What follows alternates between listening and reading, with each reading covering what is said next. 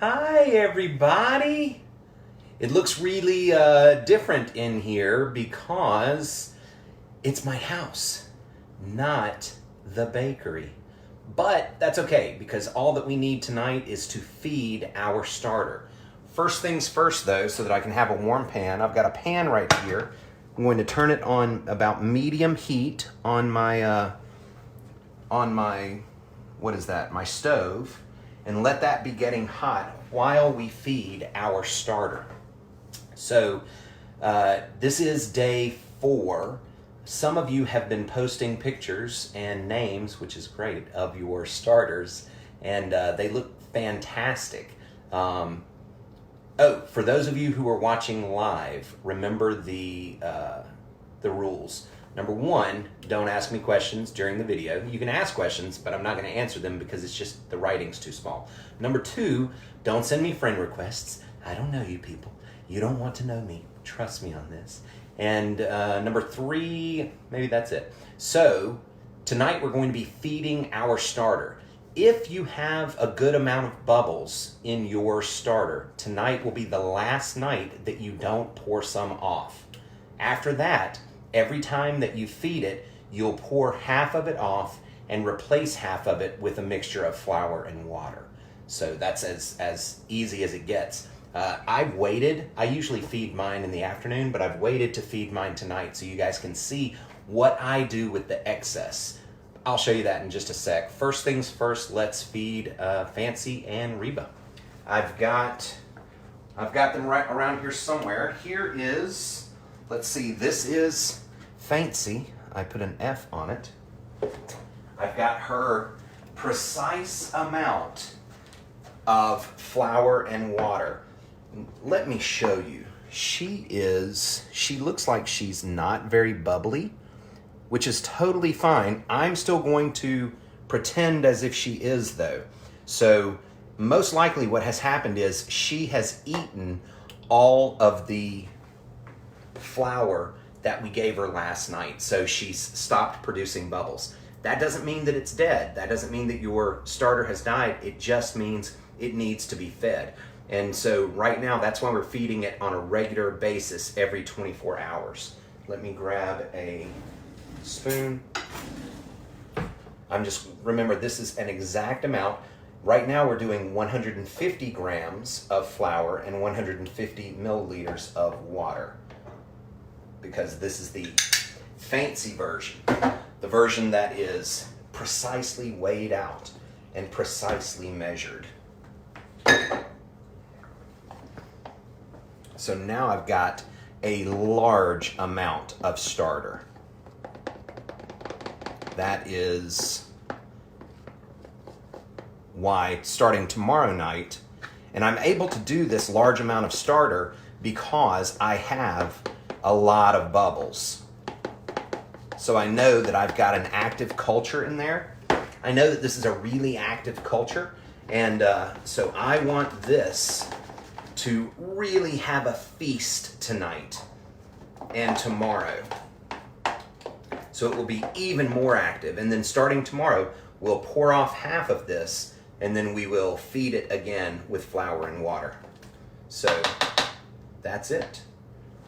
There's Fancy. Now it's time for Reba. Again, Reba is the regular person version. She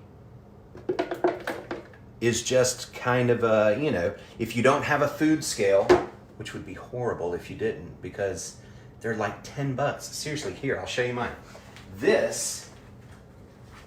Look at this beautiful food scale. It's so easy to use. And it only costs this one I actually think costs $15, but still $15. I don't even have a job right now and I can afford $15. So we'll put that over there. The regular person version, the Reba version, I've got some flour here. Here's what you try to do, okay? Look at where Reba is. I want to double this with flour and water. So that is, well, let's put it all in. And then, where is my fancy water. Oh, sorry, not fancy water, just Kroger purified drinking water. Great for all you hydro homies. I am putting some water in there. Two things. One, this had a skin on it when I got here, when I brought it home today. That means it probably doesn't have enough water. So if yours develops a skin, add a little more water the next time that you feed it. And that will solve that problem. I'm gonna go ahead and pour all the rest of the water in here. If yours has a little separation, somebody's had a little separation, it had a little liquid on the top, that's totally fine. Stir it back in. Doesn't hurt anything. It does not mean, it's not the converse. It does not mean that you put too much water in there. It's just a byproduct of the fermentation. So I've got, yeah, look at that. Nice. Reba's done. Fancy is done. Let's get them both here together. The twins, the sisters. Dun dun dun dun. Oh, where is she? There it is. Reba and Fancy. Look at how much that is. That looks like a huge amount, and it is, but that's okay because starting tomorrow, we're going to pour it off. If you did not have a lot of bubbles, you haven't done anything wrong. Maybe you did. I don't know you. I don't really want to know you either, just being honest. But I don't think you did anything wrong. You'll probably want to be a day behind the rest of us. And instead of tomorrow pouring off half of it, you'll want to feed it again with flour and water. You just have to keep feeding it. It needs constant food. You're creating a lot of yeast. Oh, my pan is starting to smoke, which is perfect. I'm gonna pull that off a little bit. It's really hot right now, which is fine. Let me show you what I do with my excess, because like I said, I feed mine every day. I have a near endless supply of flour, so I can do that. If you can't do that, because it does become like a pet, you gotta feed that sucker and water that sucker every single solitary day, no matter how you feel. So when that happens, put it in the fridge, and you just have to feed it on Sunday. Once a week, take it out, pour some off. Somebody asked on Facebook though, it feels wasteful just to pour it out. And somebody is right. So I'll show you what I do. You can put it in a jam jar and give it away to friends. What is it? Amish friendship bread. That's, it's basically sourdough. They can call it friendship bread all they want. Not bad branding. I got to give them credit for that. Those wily Amish. Don't worry, they're not going to see this. I could say whatever I wanted to about them. Or you could put it in a larger container. This one looks like it could be airtight. Doesn't matter. Somebody said, what about the expanding gases? They aren't expanding. You pour it in here, they have this much room to fill up with gas. And they will, and then that gas will dissipate. I'll show you. Remember mine from last night?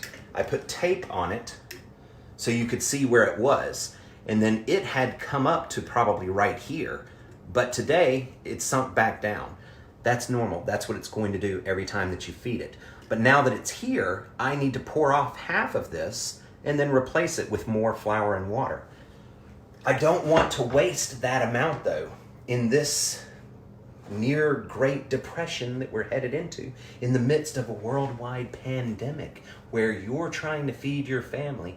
Anything that you could use would help. So let's do that. Let's feed our family with it.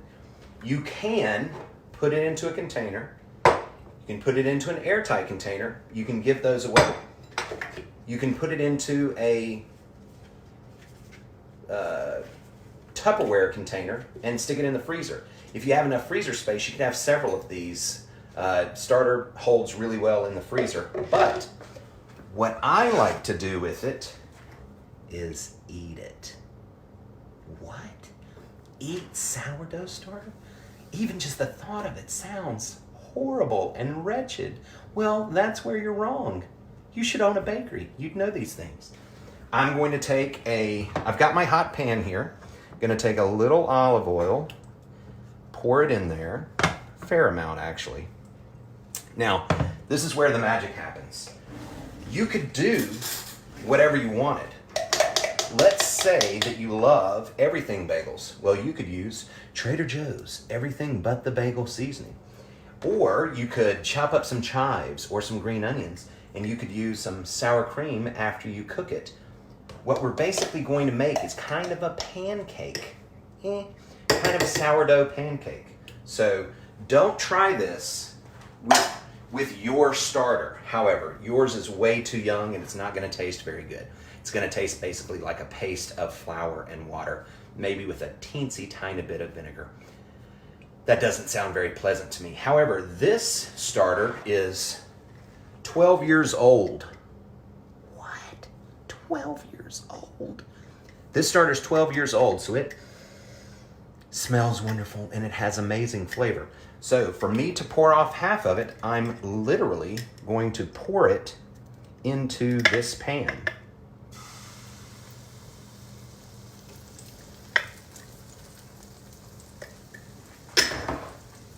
Then I'll be able to, oh, you hear me washing my hands. That's right. That's because I'm a chef and that's what we do all the time.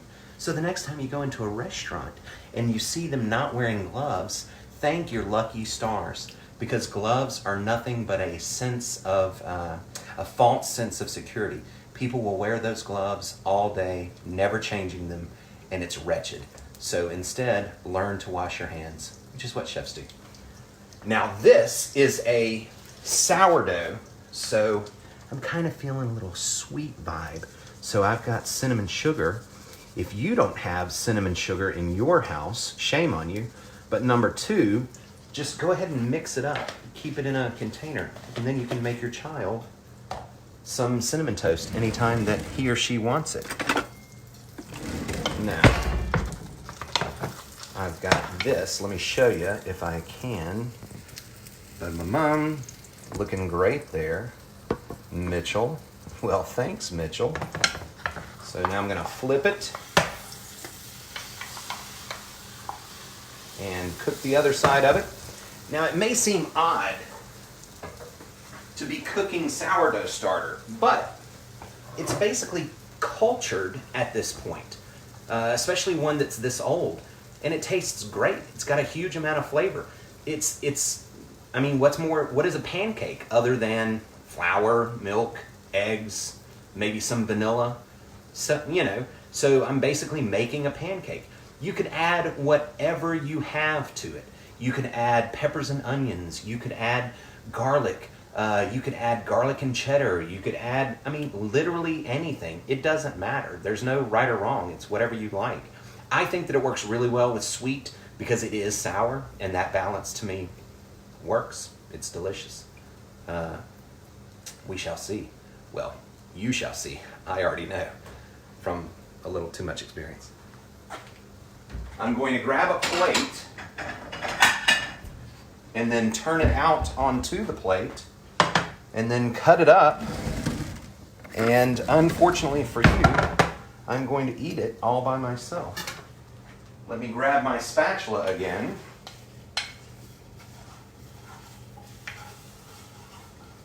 And voila. That's it.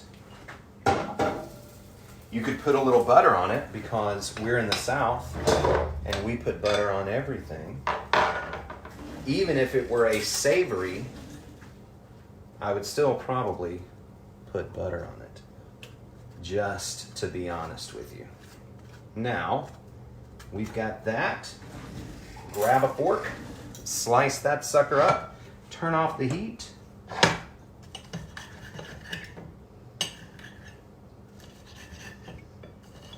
Yes. Look at that. Well, I'll have to turn it. Golden brown deliciousness. Perfect.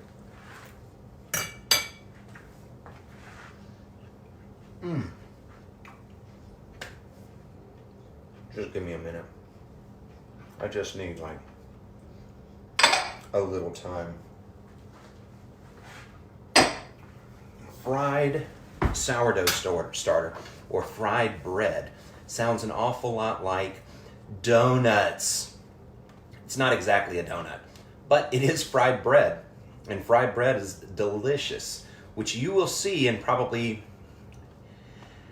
I'd give it 10 more days. Even if your starter works, and even if it's going great, super bubbly and delicious, and it smells great, and we're gonna make some great bread with it, I would still give it a little bit more time to develop.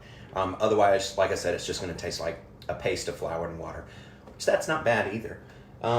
Last thing, this, let me move my supper. That is my Le Creuset. You see this? This is made of plastic. When we cook our sourdough bread in another few days, whatever, 6 days, something like that, we're going to cook it in a Dutch oven if you have one. If yours happens to have a plastic top like this, you're gonna wanna take that off and replace it with something else. It could literally be a wing nut. It doesn't have to be anything, you know, if you could lift it up, that would help because you're gonna have to take the lid off. But this is going to melt in the oven at 450 or 500. Ask me how I know. That's why I've got 2 of them. Yes, I did it twice. I forgot. I'm in the middle of baking the bread. I forgot. I took it off and then I put it back on. The next day I was making more bread and then I burned it again and it just melted like totally. So I think that that is a flaw in Le Creuset because they should know that you're going to bake stuff at 500 degrees. But it says on their website, this little knob is not rated for more than like 350 or 400. Craziness. You could also get a, let me see, it wouldn't be as good, but if you have like a big pot like this, use that. It's totally fine. Plains of the Serengeti, people. Plains of the Serengeti. Did they have a Le Creuset pot on the Plains of the Serengeti? I ask you, did they? No, they didn't. And they were still able to bake bread, which means you're still going to be able to bake bread. Oh, let me feed mine real quick. Mine gets a pretty precise amount because I am a pretty precise amount kind of guy. That's what you get for being a pastry chef. We can't really help that. It's a character flaw. So I always feed mine with 150 grams of flour and 150 grams of water after I pour off half of it. And then give it a good stir. And again, I'm going to leave this at room temp. I am, however, going to put the lid back on mine. You don't have to. You can leave your lid off for today or even for another couple of days. Eventually, you will want to start putting a lid on it. But for right now, it won't matter. There we go. Starter done. Supper done. Starter fed, which it was pretty hungry. It had calmed down quite a bit because I usually feed mine, like I said, in the afternoon. And you'll find that. You'll notice that it wants to be fed on a regular basis. So that's why I always say Sunday. Sunday lunch is a great time to do it. I'll put the lid back on Lewis Campbell, and I will wish you all a farewell. Today you don't have to close your eyes because I'm not like walking away from the camera, but farewell. Tomorrow we will meet again at 7 so I can show you how to pour off half. You can do whatever you want to with it. You could probably save it at this point. It is going to be good enough that you could give it to a friend, and again, you could both become Amish. If not, then you could dump it down the sink. It really doesn't matter. But we'll see you again tomorrow night at 7, and maybe we'll have something else to cook. We'll just have to see. Thanks.